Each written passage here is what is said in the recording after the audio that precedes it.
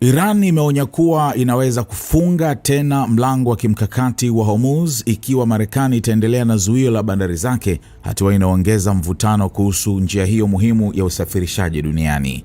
Kwa mujibu wa spika wa bunge la Iran na mpatanishi mkuu Mohammad Bagher Ghalibaf, Tehran iko tayari kuchukua hatua kali iwapo zuio hilo litaendelea.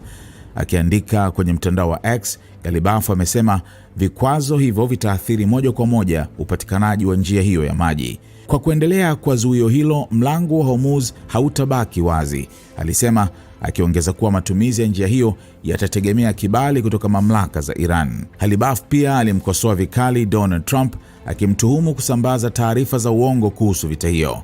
Amedai kuwa Trump alitoa madai 7 tofauti ndani ya saa moja, yote yakiwa ya uongo. Marekani haikushinda vita kwa uongo huu na haitapata mafanikio yoyote kwenye mazungumzo kwa njia hiyo pia, alisema Ghalibaf.